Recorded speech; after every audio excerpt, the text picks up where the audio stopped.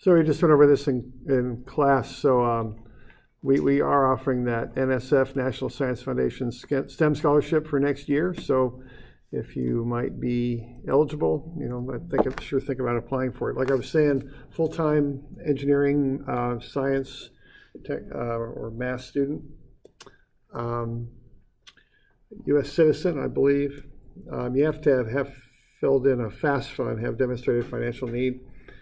These scholarships go up to $5,000 or $6,000 or $7,000, so they're very, very good scholarships. So if you think you might be eligible for them, apply.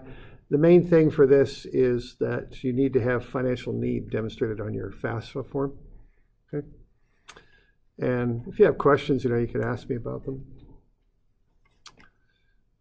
But if you feel you have a shot at that, I'd definitely put in for it. It's something we like giving money away to deserving students. So if that's something that you might be eligible for, give it a run.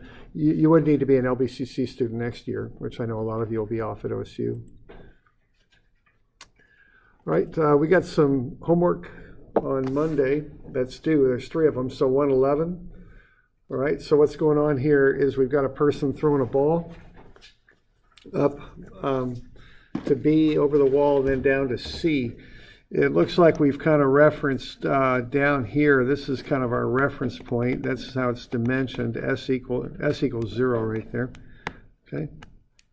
All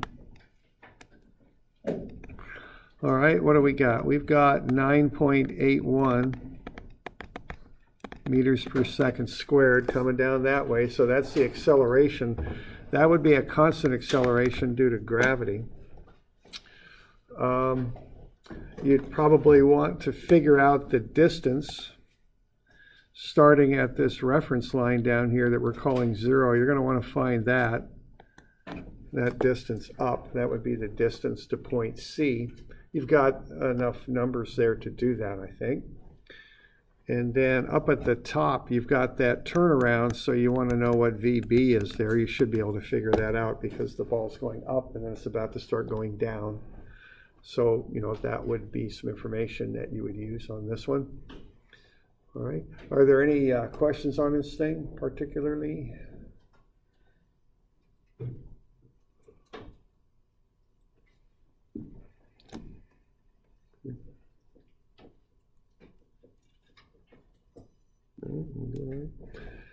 All right, now the way I'd be thinking about this is it's constant acceleration, so there's 3 possible equations to use, and there they are. They're the algebraic based ones. So what you want to do is to find an equation that it has an unknown that matches what you want to know. Okay. We want to know the velocity of the ball so that it will go over the wall. Okay, now to go over the wall, it's got to make it up to point B. It can have a 0 velocity at B, but it has to make it up there, so that would be a distance. Now notice that first question doesn't really get into time at all, so I think if you use that right-hand equation, there should be enough information in there where you could solve for the required initial velocity to get up and over the wall. Okay. And so that's one little bit there. Any questions on that?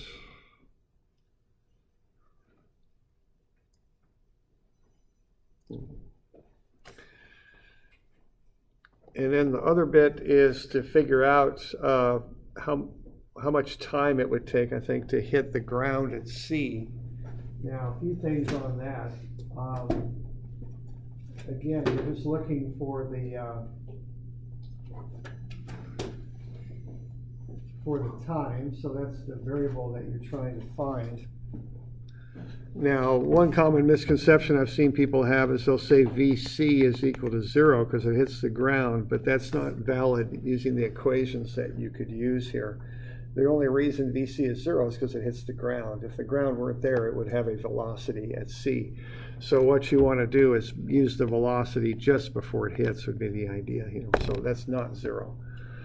So what you're after there is time. You want, and you've already found the initial velocity and you know a bit about the distances. And you know the acceleration, so I think that would be the equation there that would help you solve for time to get down to point C.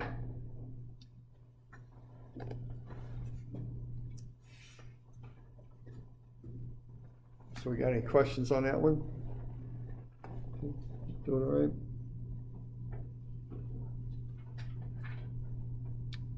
Okay. Yeah, question there. Does the ground you use depend on your initial position? I would say so, yeah. I mean, when you're doing these, you have to declare some point as 0, and you measure everything from there. Right. So That would be the difference between having a negative initial position or not, right? it could be, yeah. I mean, I would call S equals 0 right there. So your initial distance will be measured up. It's 1.7. And your final distance would be right there. In these problems, you have to pick some point and say, this is my datum, my 0 point. And I measure everything from here. You can't change your datum in the middle of the problem. You have to stick with 1. Okay. So part of this problem would involve finding that distance.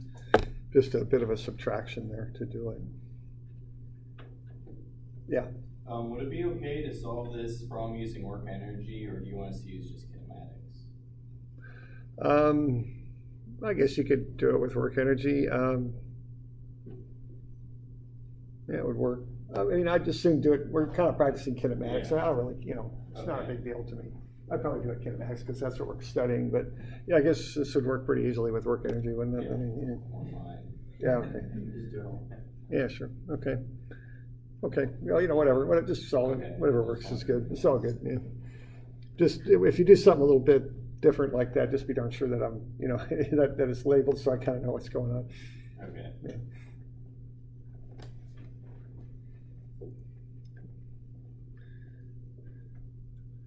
Other questions?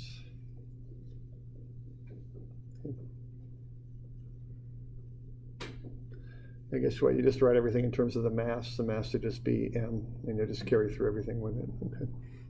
Okay. All right. All right. All right. The next one there is we've got the velocity of the car is 0.3 t squared. All right. So this one here, you're going to need to have a look at it a little bit. So what you've got on this one is v is 3t squared. Well, what I like to know on these things, this is 122, I think it is. I want to know what's going on with acceleration because that determines the equation I can use. And actually, I've got 3. It's not. It's 0.3. Okay.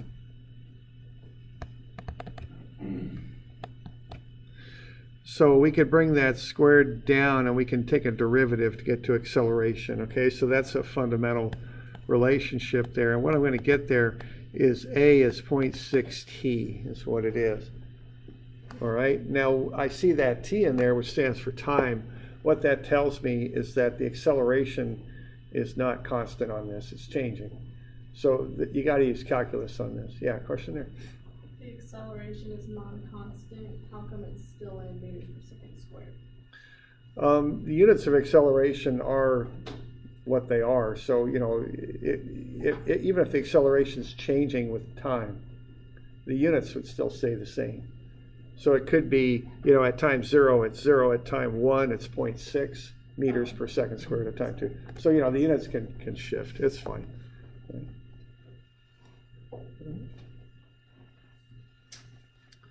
All right. Now, on this one, I look at it where I want to get the acceleration there. You're going to plug in t equals 4 there. Okay. Now you've also got that the velocity is just 0.3 t squared. So again, you just plug in t equals 4. That's all you got to do. Now the displacement's going to get a little bit trickier here, and this relates to what we were doing last time. So when you're doing this calculus, the variable acceleration stuff, it's based on calculus. So you got 3 equations. V is ds dt, A is dv dt, and ADS is equal to V dv. Those are the three relationships you can use when acceleration is not constant, okay? So you're going to use one of those. Now, I think, we want to find the displacement, the velocity, and acceleration. So, I've got two of the three, or I can get them pretty easy there. I've got V and I've got A. Now, the last one is displacement. So if I know I'm looking for displacement, I don't think that middle relationship is going to work too well. And the other thing that I'll notice is I've got V as a function of t. Okay, so I think the way to go with that is right here. Y'all good with that? And I'm kind of what I'm doing there is I'm going through the process of elimination. I've got three possibilities. I know that I want to find displacement, so I need an S in there somewhere to find it. And I know that I've got a function of time here. So that kind of narrowed it down to that left-hand relationship. That's my thought process on that. All right, so what I've got then is V is ds dt, okay? That's what I know. That's the fundamental definition of velocity. It's a change in displacement with respect to time. And as you notice there, I've got that in terms of time, okay?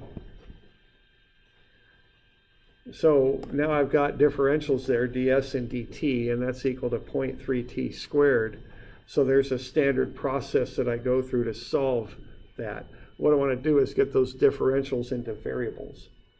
The ds's are just little instantaneous, and dt, those are just little instantaneous things that I'm looking at. I want to find actual values for s and for t.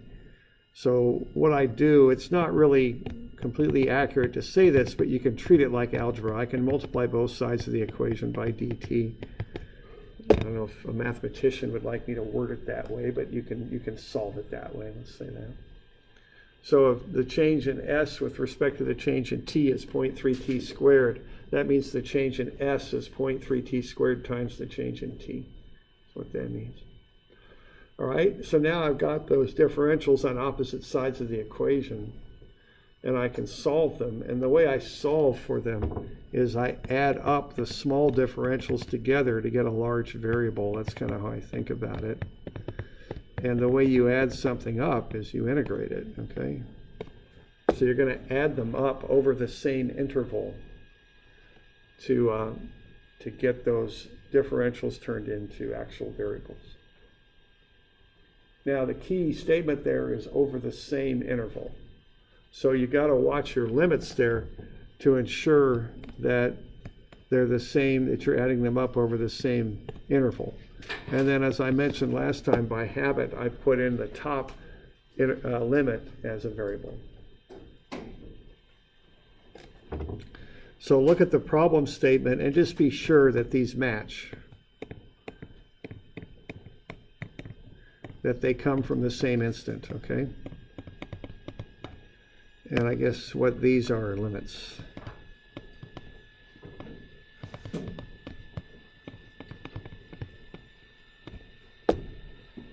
Okay. So that's what I want to do there, is just be sure that those two limits match. And then I just go ahead and integrate out and solve the thing. And what I'm going to get then is S, when I'm all done, will be 0.1 t cubed plus 8. And then again, I just plug in t equals 4. Okay.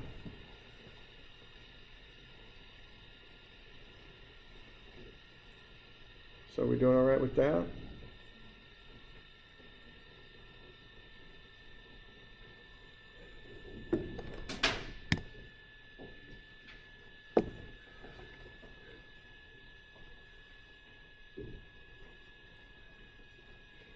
So that'd be the approach on that one.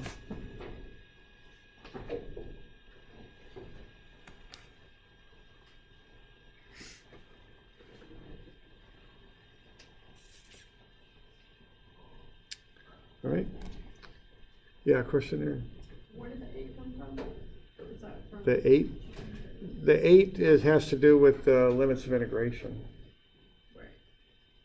Okay. So you just have to look at your limits and be sure that you're putting matching values in there. And when you do that, when you integrate, that 8 will come in from that. Okay. Yeah. So he's coming from the fact that the bottom interval for the t is going to be 0, and then for the position it's going to be 8.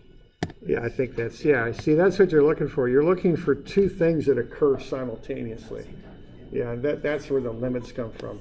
And that'll work through to get to that 8 in. Right. Okay.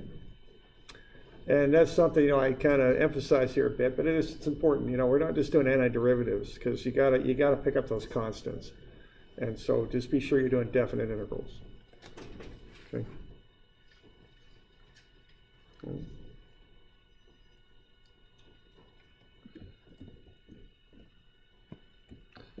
All right. Now the last one here, what we've got is we've got the acceleration is 0.12 times s. Now this catches people sometimes. They see that s, they think it's seconds, but it's not, it's displacement. Okay. So you can see there that the acceleration is not constant, that it varies. As s varies, the acceleration will vary. And then once again, you've got those fundamental relationships, and you got to pick the relationship that'll work for what you're trying to do.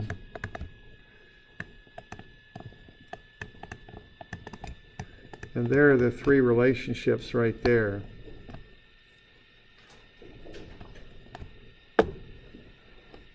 Okay, so there's three of them.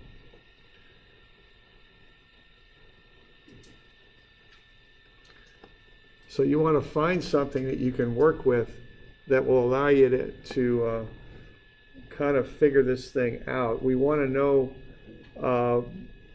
what's the velocity of the particle at a displacement of 7 meters. So we want to relate velocity to displacement. Okay, that's the goal. Now notice there's no mention of time in the problem statement. All right, so that's leading me to think I'm probably going to go over here to do this. ADS is VDV. Because there's just no, I'm not trying to find the velocity at a given time. I'm trying to find it at a given displacement is what I'm trying to find. And notice that this is looking pretty good because acceleration is expressed not as a function of time, but of displacement. So that's kind of leading me over to that right-hand relationship.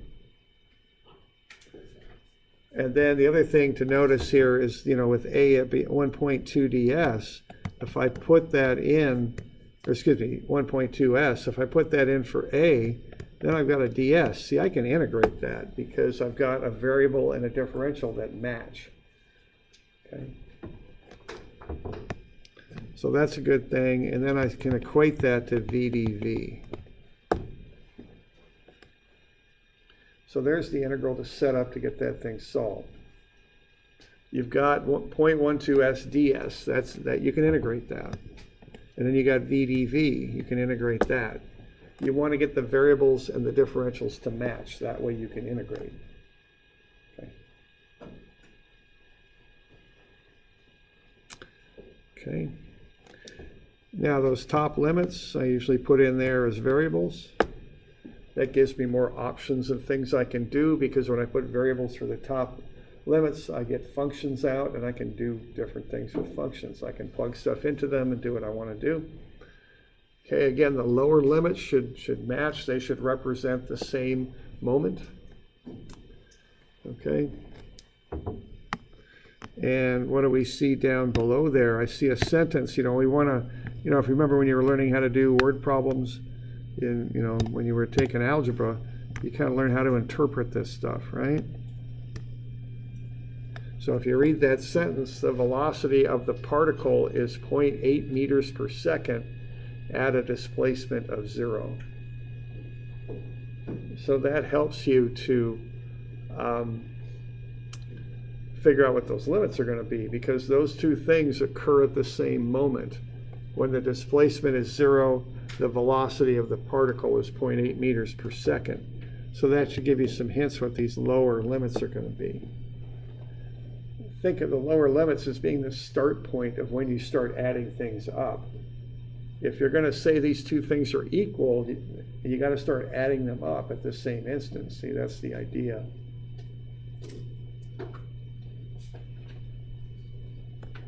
Because what an integral is adding little things together. Okay? So to preserve the equality, we got to start adding them at the same time. That's the idea. Okay? All right, you can work through that. And this one gets a little bit messy mathematically. You know, you end up, when I did it, I got down to 0.06 s squared is equal to v squared over 2 minus 0.32. That's kind of what I worked down to. Okay. And then we want to know what's going on when s is equal to 7. So plug that in, and you can solve for the velocity. It's 2.55.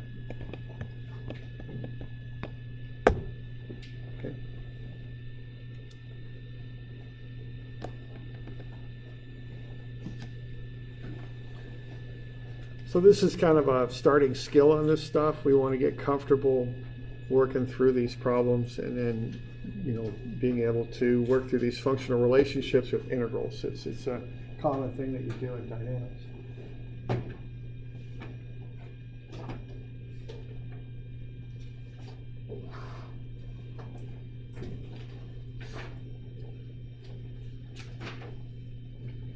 Any questions on that one? You doing all right? Yeah.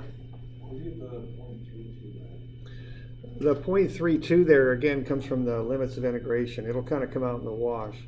Now, depending on how you do the algebra with it, you might get different, you know, numbers there. This isn't a real clean like s equals such and such. I kind of, I just went through and got it down to 0.06 s squared. So you might do your algebra a little differently, so you might get a little different number for that constant. But that constant comes from the limits of integration when you run that through the integral. Okay.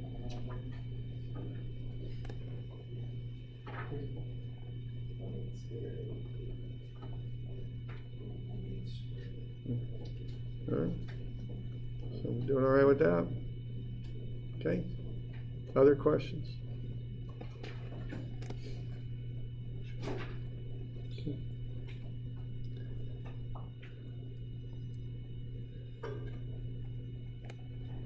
All right. So that stuff's due Monday.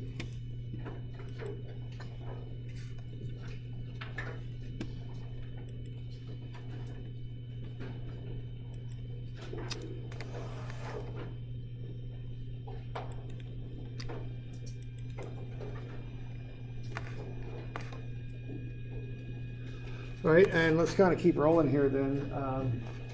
Let's have a look at page 150. And what we've looked at, yeah, question? Do you want us to provide the same amount of sig figs in our homework that's given in the problem? Yeah, I just had a question on significant figures.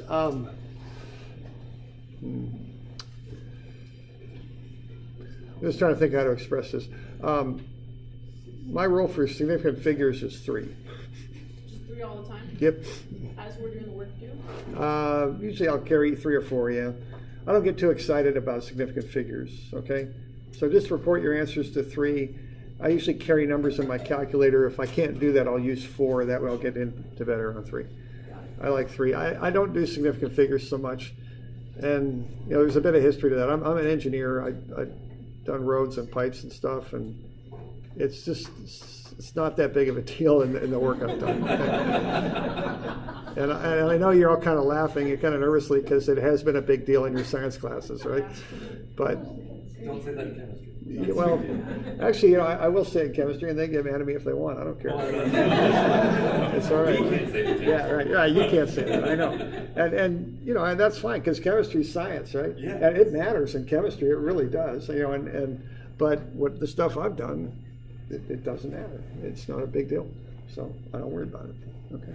that's kind of the deal. So the rule is 3. Okay, we'll just make it a one word rule for significant figures. Okay.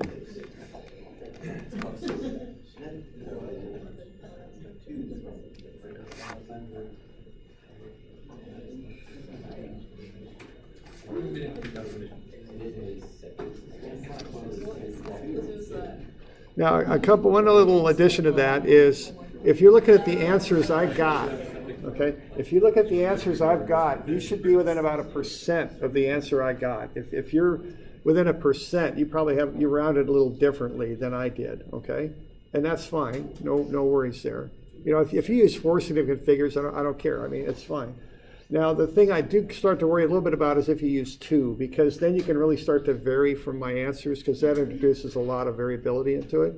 So hold 3, regardless of what's given, at least hold 3. That way you can relate your answer meaningfully to mine, okay? Because if you go down to 2, things start getting a little sloppy, which again, in work, you know, sometimes things are pretty sloppy, but sometimes they're not, but you know. So hold 3, don't go less than that, because things get a little loose then. It's hard to really track whether you got rounding error or you've made conceptual errors or whatever, so, okay.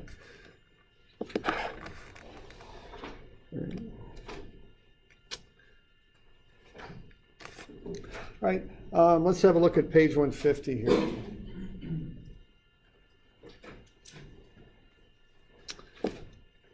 All right, now what we've been looking at here is just basic kind of rectilinear motion, they call it. You know, we're moving on this path, and we're just going to define how we're moving on a path. We're going to start looking at different kinds of paths, and we're going to start looking at curved motion. And there's different ways to describe this, and we'll go through some different ways of doing it. The first way we're going to do it is with Cartesian coordinates. Cartesian coordinates are x, y. You know, it comes from Descartes, the French scientist that came up with this stuff a long time ago. All right, and this is page 150. Now, keeping in mind that a dot means a time derivative, it's not any derivative, it's a time derivative. It's a shorthand notation that's used for time derivatives. If you've got a position vector, r, for x, y, and z, if it's a functional type vector, you know, if there's some sort of function there, that relates things to time. If you take a time derivative of each one of the parts of it, the x piece, the y piece, and the z piece, you'll get to the velocity vector. And then if you take a second time derivative of that, each component independently, you'll get to an acceleration vector, okay? So it's not really difficult or anything. You just kind of walk your way down. You just take time derivatives of each component and just work your way down. The first time derivative will get you to velocity. The second will get you to acceleration. And that's it. Okay, now these are Cartesian vectors. So the laws for vectors that you learned in statics and used in statics will apply. You can talk about a position vector, a velocity vector, and acceleration vector. You can add them together just like you do force vectors in statics. You can find directions and magnitudes just like you do in statics. Okay, same sort of stuff. So let's have a look at a couple examples here. Now this could be an awkward way of working with curvilinear motion. There's often an easier way to do it. It just kind of depends on how the motion's defined and what you got, okay? Now one instance that this works well is if you've got the two motions defined independently. So let's say we've got an equation here where x is t squared and y is t. Right? That's a position is what that is. So that would be a position vector. Now you could express that a little differently. You could say then that r, the position vector, is t squared I plus tj. Right? That's just a different way of writing down that same information. What you've got then is where that object is at a given time.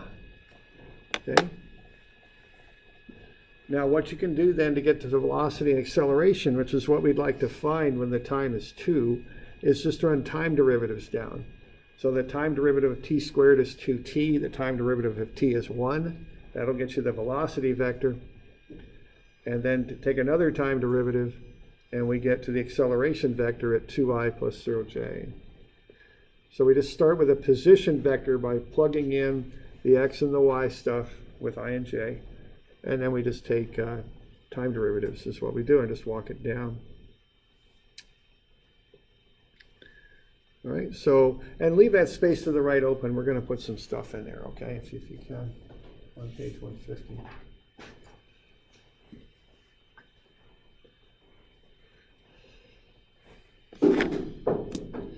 So that's called a position vector, a velocity vector, and acceleration vector. They're all functions of time. Now, if I want to know what's going on when the time is 2, I just plug 2 in for t, and I'll get those positions, the velocity, and the acceleration. So when the time is 2, the position vector is 2 squared I plus 2j. That's 4i plus 2j. The velocity is 2 times 2, I plus 1j, so 4i plus 1j. And the acceleration is 2i plus 0j. So I can just plug those values in. T is 2 in this case, and I can get what's going on with position, velocity, and acceleration. So what I have there is a position vector, velocity vector, and an acceleration vector.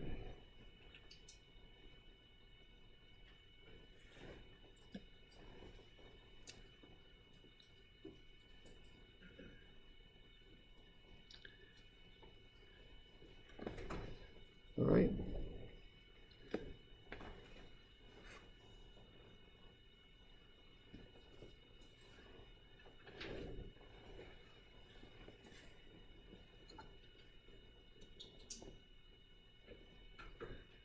So easy enough, okay? Just walk the time derivatives down and then plug in the value of t and you'll get the vectors. Now I'd like something different too. I'd like to know what the path is. All right, so that's part of this problem is what's the path?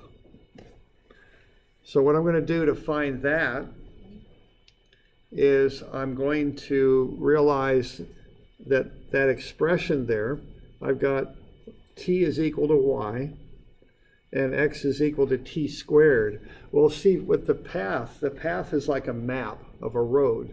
Time doesn't enter into that. It's all just about position. In this case, we're going to make y a function of x.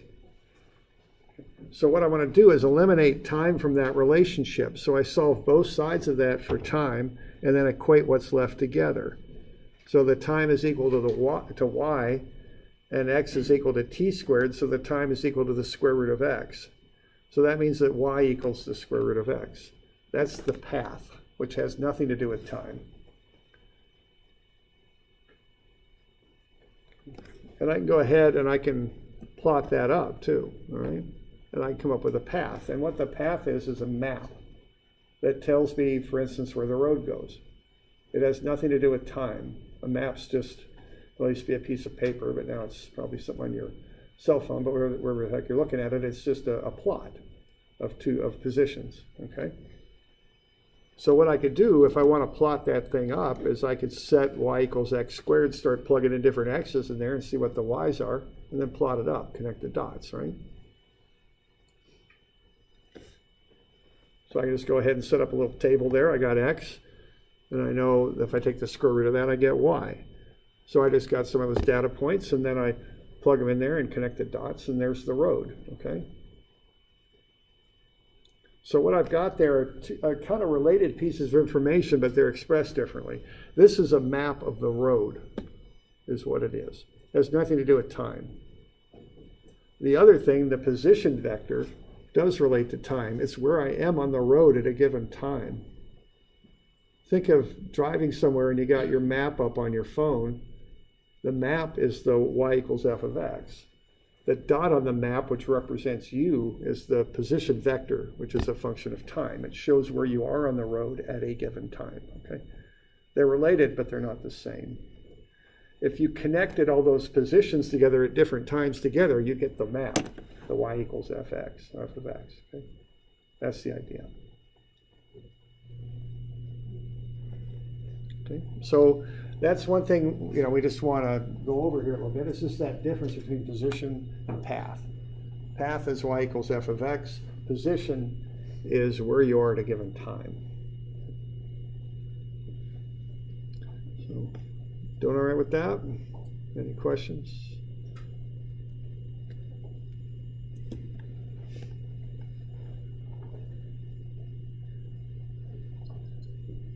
Yeah, question or?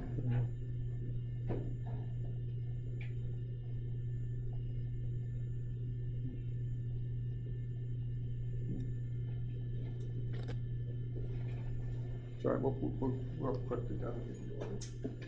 It's fine. All right. Now let's look at another example, and it's got some numbers in it, so I worked it out for you. Let's look if x is t to the 6 and y is t cubed.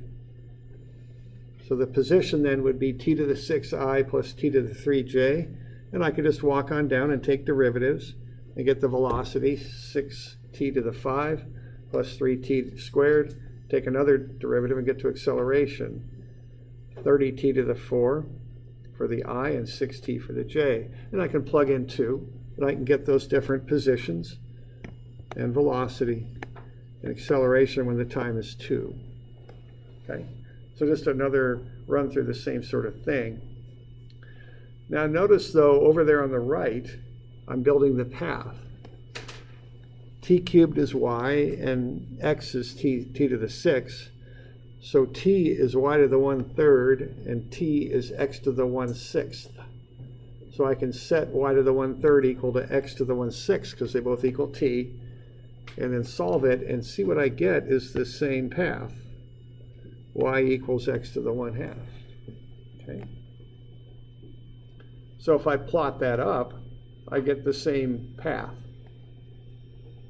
But what's the difference between these two cases, the one on the top of the page and the one on the bottom? Yeah, right. I'm going faster on the bottom than I am on the top. I'm going on the same road, but I'm going a lot faster. That's the only difference, okay? So maybe that would illustrate this difference we're talking about, okay? And we might want, to know these things. I could think of having some sort of mechanism where you've got something that follows a certain path. And you might want to describe the path itself, but you also might want to describe how the thing moves along the path, what the velocity is. And so you'd use these different types of functions to do that. So what we're doing here is going from a position vector to a path.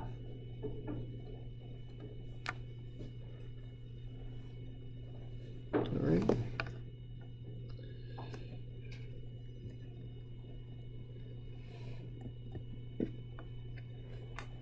So we got any questions on that? Yeah. Those are just showing that the path is the same for everything, but that you have different positions and different speeds. Yeah, different speeds of moving along the path, right? Yeah. So it's just they're related, but they're not the same thing. I want to kind of get that idea across. And the only difference in this case is the velocity, how fast it's moving, and acceleration. Yeah. Yeah.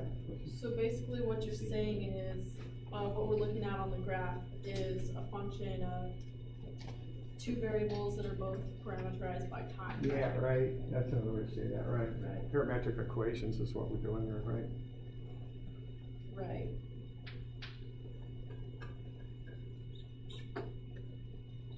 And you can't really pull information from the graph without its position at a certain place in time because they're both functions of time that behave differently. Yeah, right. All you're doing with that graph is looking at a map. Right. You don't know where the car is on the road. Right. You just know it's somewhere on the road, but you don't know where. And where it is depends on where it started and what its speed is, basically. Okay. All right. All right, why don't we just we'll wrap it up here. So why don't we do just one for Wednesday of next week, so 131. Make that due Wednesday. And that will be the 10th. Okay.